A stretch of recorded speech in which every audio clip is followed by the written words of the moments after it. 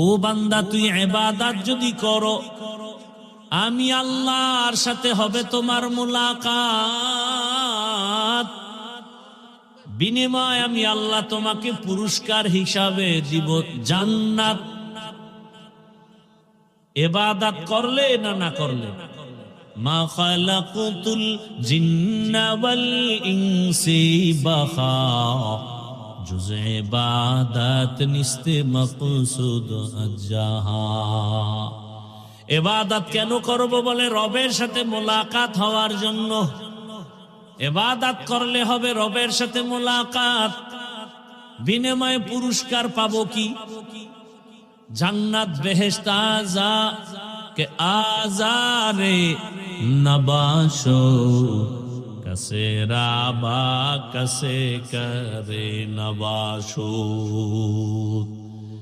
ইবাদত করলে পাবো আমার রবের মোলাকাত, বিনিময় আমাদের পুরস্কার হবে জান্নাত। ইবাদত কি?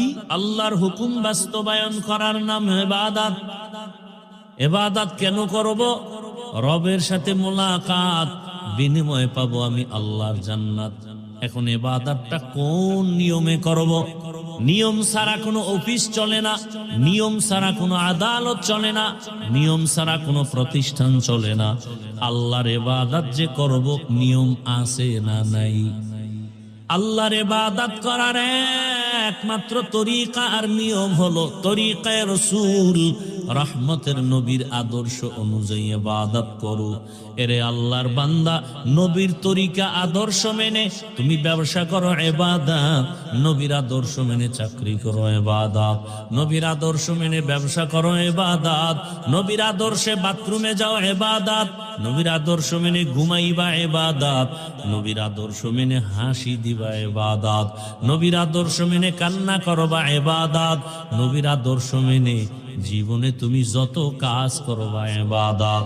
আর নবীর আদর্শ বাদ দিয়া নামাজ পড়বা ইবাদত হবে না, নবীর আদর্শ বাদ দিয়া রোজা রাখবা ইবাদত হবে না, নবীর আদর্শ বাদ দিয়া জীবনে যত আমল করবা কোনো আমল আল্লাহর আদালতে কবুল হবে না। যত কিছু করবা সব হবে মদিনাওয়ালা নবীর তরিকা। তুকু যাও সুন্নতে मद को जाबा मोहम्मद कई बुआद ने इसबत तोरा मन आहब्बा सुन्नती कौले रसूल मजदाए का नमाई हम कुन।